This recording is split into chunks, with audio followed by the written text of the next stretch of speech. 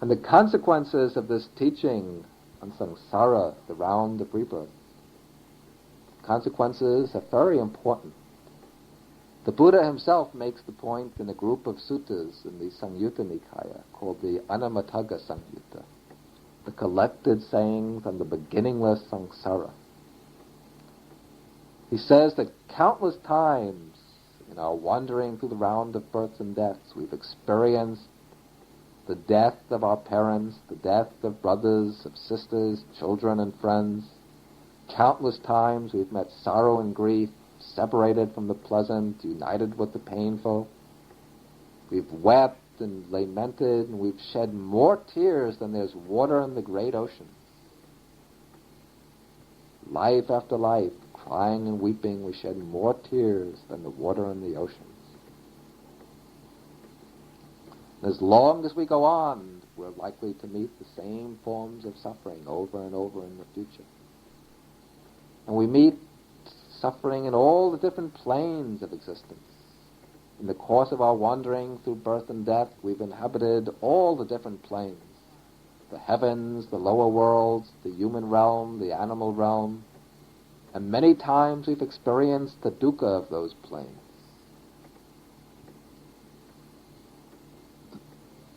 And our future is uncertain. Just a turn of the wheel, the transition from death to birth, separates us from rebirth into lands torn by poverty, by oppression, by war, or from rebirth into the lower worlds.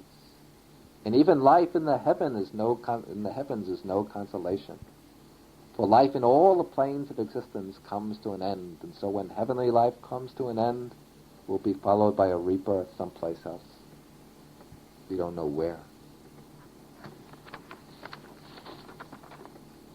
So when we examine our lives in the light of the Buddha's teaching, it becomes clear that real happiness, true lasting happiness, cannot be found in the realm of the conditioned, in the realm of the world of birth and death.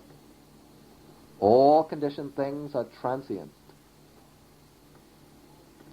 To find real happiness becomes necessary to turn away from all that is conditioned, from all that's subject to aging, to decay and death. But as we said before, the Buddha's teaching recognizes our most fundamental urge to be the urge for happiness. And the teaching, as a doctrine of deliverance, is intended to bring the fulfillment of that urge. But the Buddha teaches that real happiness, stable and perishable happiness, is to be found only in the unconditioned, that is, in Nibbana, the deathless state.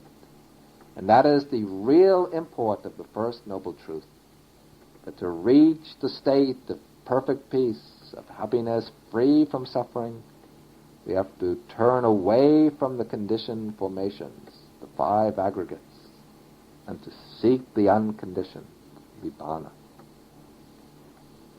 But to get free from the conditioned, we have to find the causes for our bondage. If we're tied up in knots, tied up by bonds, we have to find how the bonds are tied, what are the knots, in order to undo the knots. So this brings us to the second noble truth. The second noble truth is the truth of the origin of dukkha. Dukkha samudaya arya satya. And this truth aims at showing us the cause of suffering, the real cause of dukkha.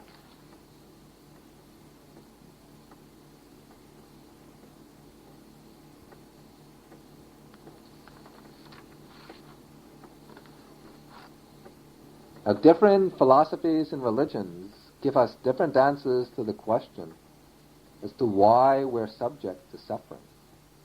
Some say that suffering occurs through chance or through purely naturalistic causes. Some say that it comes by fate or destiny. Still others attribute it to the will of an almighty God to inflict suffering on us as punishment for some original sin or as a means to purify us and make us worthy of his love. All these explanations the Buddha dismisses as fanciful, products of belief and imagination. They all lead to one of two results. Either they encourage a passive acceptance of suffering, resignation, or else they get us involved in treating the symptoms. We see the first in the fatalists and in certain forms of theism. We see the second in the attempt of modern secularists to make our lives cozy and comfortable by all sorts of technological wonders. But the Buddha's approach to the problem of dukkha is quite different. The Buddha's approach is to trace the problem to its cause, to its root. It is said in the text that the Buddha is like a lion, and the other philosophers are like a dog. If somebody throws a stone at a dog, the dog chases the stone. This is like the thinker who tries to stop dukkha by treating the symptom. But if somebody throws a stone at a lion, the lion chases the person who threw it. That is like the Buddha, who tackles the problem of suffering by attacking the cause.